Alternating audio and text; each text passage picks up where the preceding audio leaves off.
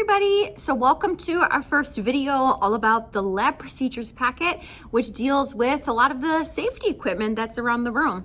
So in order to be a very safe and successful chemistry student, we need to make sure that you know where all of the proper safety equipment is and also how to use all of that safety equipment.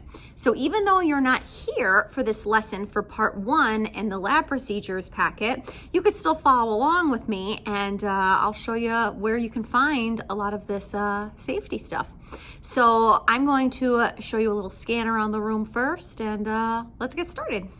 So this is what your view would be when you are walking right into my classroom. So I'm standing right at the door, and as you walk in, over to your left, you'll see that I have one of my first ventilation hoods, which we're going to talk about. And just scanning through the classrooms, you can kind of get an idea of what this looks like in real life. So hopefully you'll step foot inside the classroom at some point so you could see all of this, and you'll be able to therefore see all of the safety equipment as well. So there's the room. I did put a bird's eye view, I believe in Schoology as well, so you can take a look at the bird's eye view. Let's go ahead and start that first piece of safety equipment, which is actually the eye and face wash fountain, which if I'm standing right here by the door, right on your right here is the eye wash station as well as the safety shower. So let's go over those two things first. All right, so the first piece of safety equipment that we have would be the eye wash station. So like I showed you in that first clip, I was standing right there at that door and I was showing the classroom this way. So as soon as you walk into the main door, you'll see each of these two pieces of equipment. The eye wash station is very simple to use. All you have to do is, I'm going to bring the camera over here so you can see it a little bit better, but there is in fact a little hand that you would have to use to push this, and there are some caps on the top of this as well. These are where your eyes would go. So hopefully if you get any sort of chemical in your eye, you would have a friend to help you do this part, and you'll see that they're not like, you know, a nice relaxing little thing that we're looking at here. So these are a little bit dirty because they are meant to get chemicals out of your eyes very, very quickly. And the way that this works is it's very simple. All you would do is just push this hand like that, and you'll see that the eye wash station turns on. If you get chemicals in your eye, you are supposed to have your eyes wide open in here for 20 minutes. So that's 20 minutes if you have your eyes wide open like this, like right into there, because it's meant to douse any sort of chemicals out really, really quickly. So you want to make sure that you are wearing your safety goggles at all times when you are working with heat, chemicals, and glassware. So that is the eye and face wash fountain right there. And I know it looks like it's a really great drinking fountain, but we don't want to drink from there. Again, it's not very sanitary. That water is actually sitting in a big vat up here because we need to be supplied with a lot of water very, very fast. So not sanitary to drink, but it is good enough that if you get chemicals in your eyes or if you are on fire, it will get rid of that efficiently. Next piece of equipment is the safety shower. So like I mentioned before, right above the eye wash station, which is right here, you'll find the safety shower, which is up there. And this safety shower is not like a relaxing shower that you would get at the spa, that you would go and like bathe yourself and wash yourself in all these nice essential oils. This safety shower is meant to get chemicals off of your body very, very fast. Or it is meant to douse any flame. So if you are on fire, you run to the safety shower. Now, in the past, we've tested the safety shower, and if I have a classroom full of students, I normally do that. I'm not gonna do it for this video. But when this is pulled, Mr. Kane and the whole front office does get notified. One year I was pulling these all day, and Mr. Kane and Miss Nebbs actually came down and said, is everything all right in here? We got notified that the shower turned on. So people do get notified in that because it is, again, a safety feature. So the office needs to know if somebody is dousing themselves with the safety shower. This water, when it comes out, it does not come down as a gentle stream. It comes out like this. And there are gallons of water that come out of this per minute. There's a little drain on the floor that is there, but that drain is actually more elevated than the rest of the floor. And it's such a tiny drain that if someone were to use this in a real emergency, this whole room would be flooded and all of the rooms downstairs would be flooded as well. So we don't want to pull this if we are not on fire or if we don't get any sort of bad chemicals on ourselves. Again, if you do have to stand under the safety shower, you should be in here for 20 minutes. So I will make sure that you stand under there for 20 minutes because that is the typical protocol. But of course, if the nurse comes before that, she would take over, but she is more sound in first aid than I am.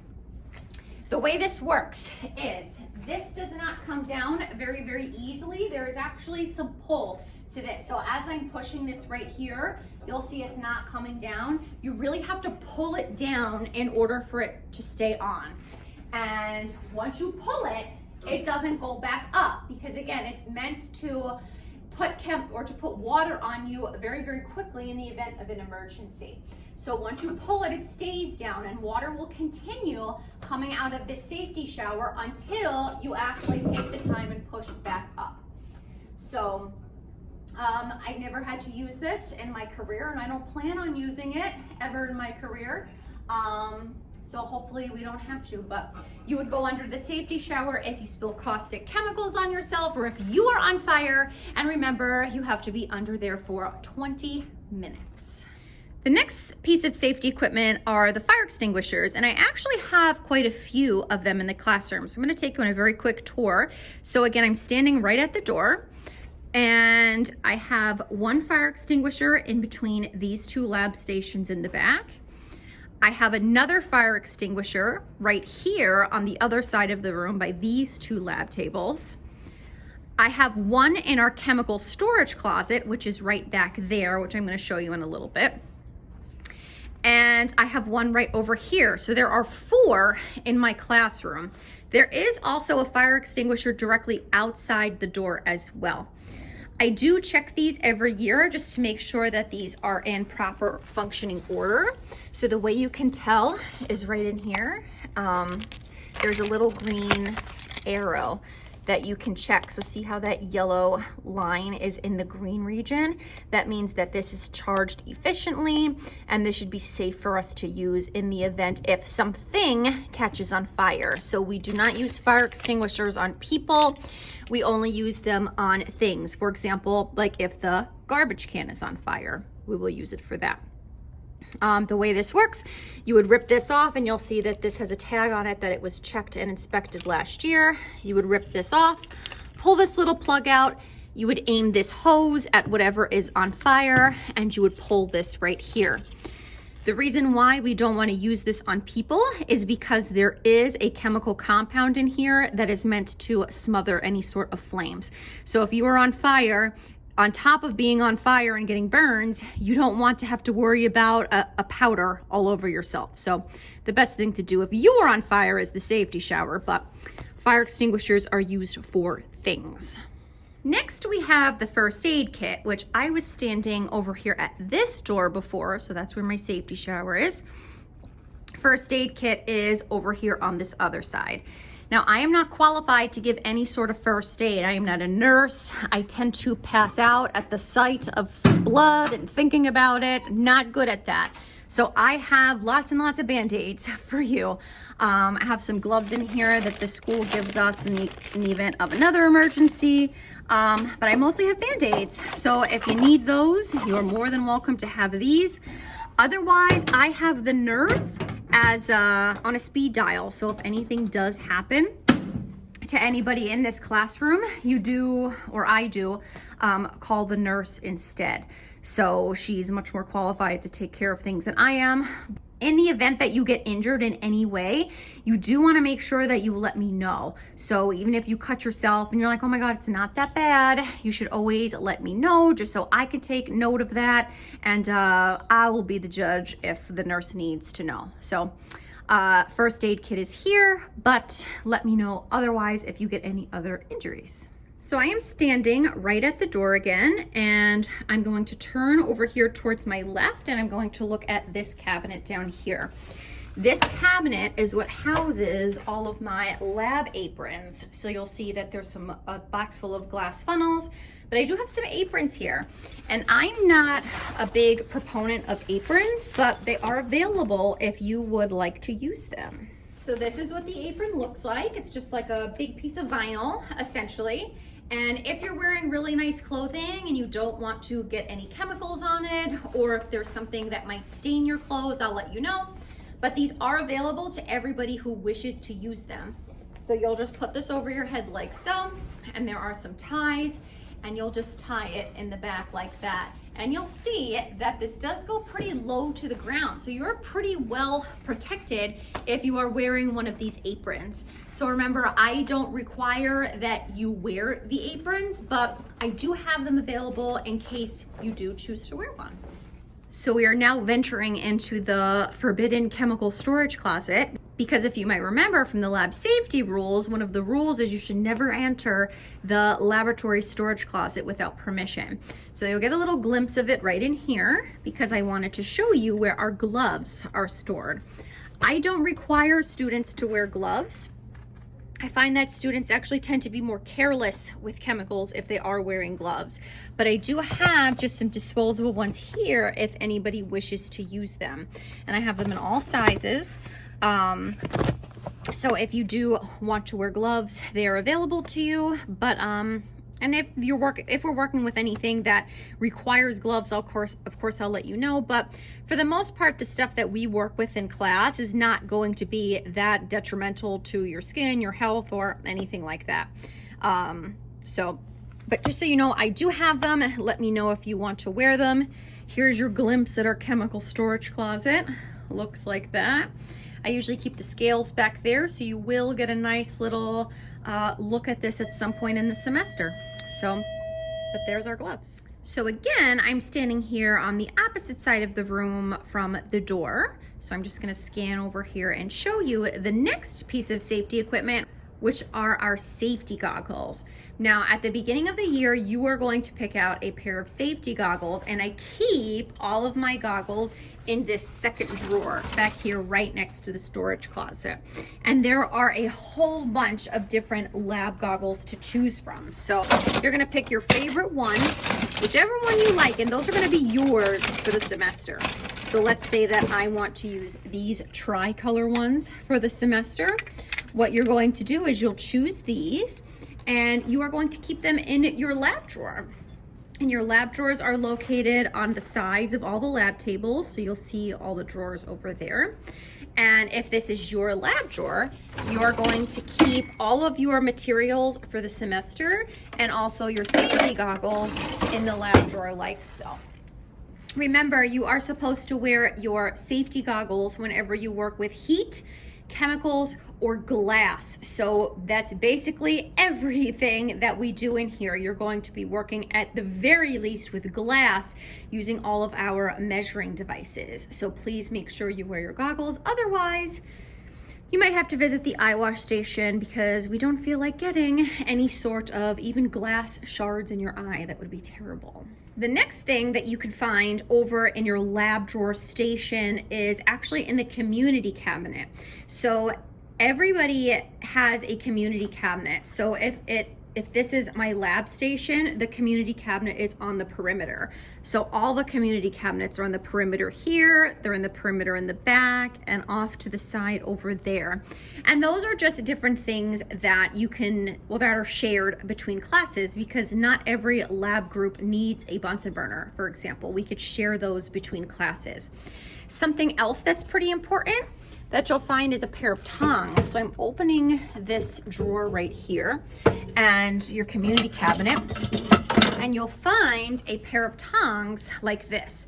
And the tongs are what we use to pick up hot objects. So of course, we don't want to use our hands to pick up something that's very hot. We're going to use the tongs.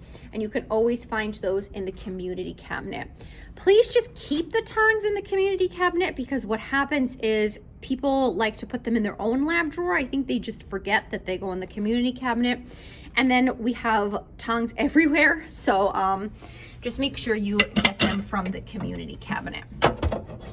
I'm actually going to skip around from the lab procedures packet a little bit, and you're going to skip ahead for a couple. And something I want to touch on is the wire gauze. It's also something that you'll find in your lab drawer. The wire gauze looks like this. So this wire gauze is meant to put hot objects on the lab table. So if you think back to just things that you might know in life, not even chemistry knowledge, hot glass on something very cold can cause it to break. So we want to prevent any of that from happening. And we can do that by putting down this piece of wire gauze. And there's just a piece of ceramic right here in the center. And this is able to disperse the heat a lot better than, let's say, the lab table. So if you're working with something hot and you need to put it down, you should always put the wire gauze down first, and then using your tongs or a pair of hot gloves, or of gloves as we call them, you would then put your hot beaker directly on there on the lab table. And this ceramic helps to disperse the heat quite a bit more nicely than just by putting it on the lab table. And of course that prevents breaking. So again, this is the wire gauze, and we keep this in the lab drawers. If I'm looking back at the door in that direction, so that's out towards the hallway, and if we're looking all the way across the room, so I'm going to scan over here by my whiteboard, right here by there, and I'm right in the opposite corner, you'll see that I have a broken glass container, and there is actually some broken glass in there now because we had a broken beaker this morning during first block. Anytime you break any sort of glass, it should always go in this broken glass receptacle. The reason for that is because if we were to put broken glass in the regular garbage can, we don't want our very nice janitor to injure themselves at night if they are taking out the garbage and they accidentally cut their hand. So any broken glass goes in here. Of course, we can always use the dustpan to clean that up. So I have a dustpan, a couple of them right in there. And I also have this little one over here as well. Any other types of things will go in the garbage, except if we are dealing with any sort of waste from any experiments. So actually that brings me to the next thing because it's right in this general area as well.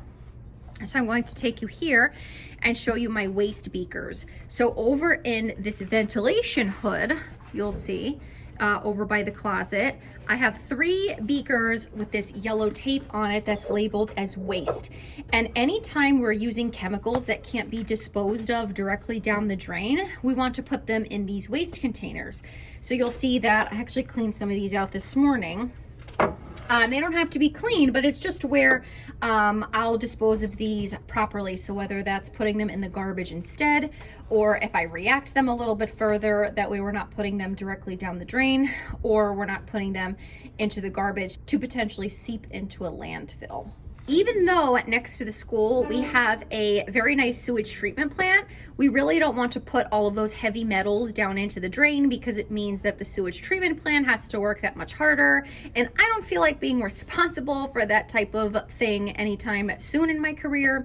So anytime that we need to dispose of waste properly, that's not in the garbage, I will let you know which one of these to dispose of it in. I'll probably take the other ones away, and that's where we'll put our waste. So there's the waste containers.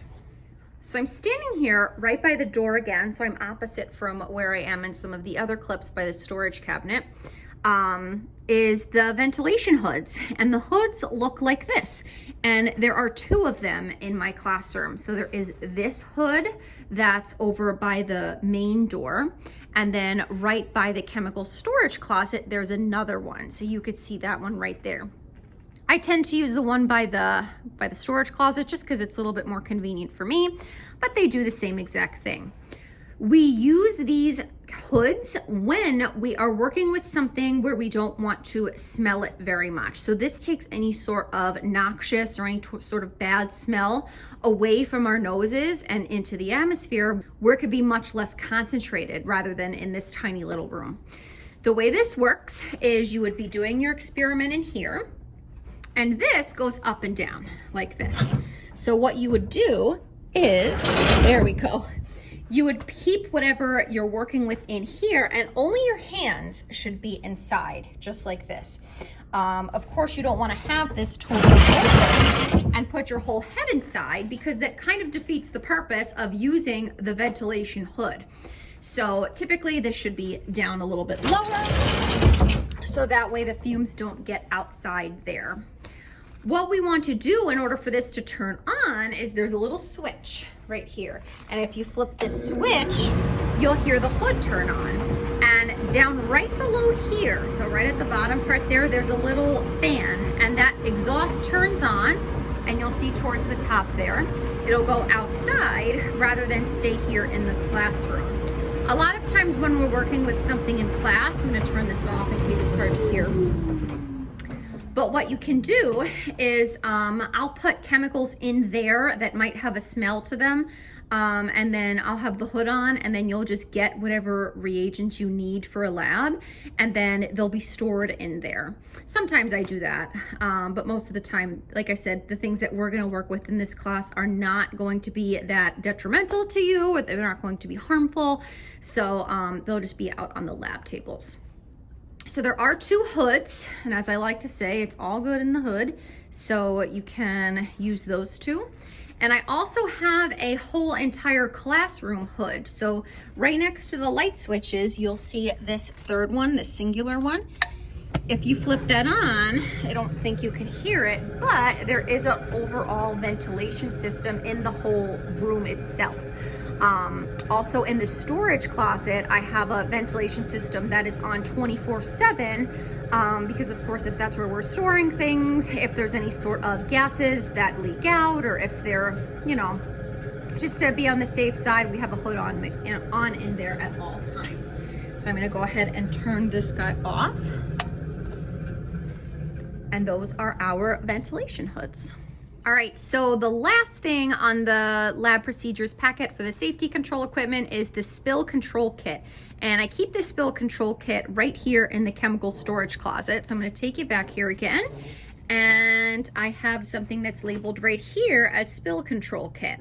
Now, everything in here is not part of the spill control kit, but I do keep the spill control kit items in here.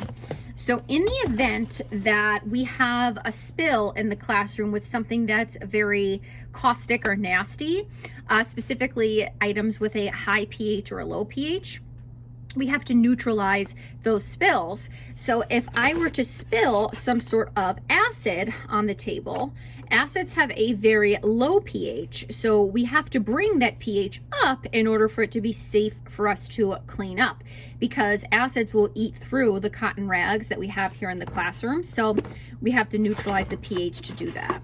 And I have some baking soda in order to neutralize those. So you'll see here, there's just a ton of baking soda and a scoopula. So if I were to spill anything on the table, let's say right here, if that were wet, I would just sprinkle some baking soda on that, let it bubble, and then I would be able to clean that up. If I were to spill a base on the table with a very high pH, I would need some sort of acid to neutralize that. So if I have that incident, I would use citric acid to neutralize that using the same exact technique. So I would just take that scoopula from in there, I would scoop out some of this citric acid, and then I would put it on there to make it safe for us to clean up. The reason why we have powders for these is because it's much easier to control a powder. So if I were to use, let's say, vinegar for a base spill, that's not vinegar, but if I were to use something that was a liquid, and if I pour it on here, that liquid's going to flow off the table. So it doesn't really make much sense to use a liquid. We want to always use a powder of some sort. Not only will it neutralize the spill, but it will also help to soak up any of that spill as well.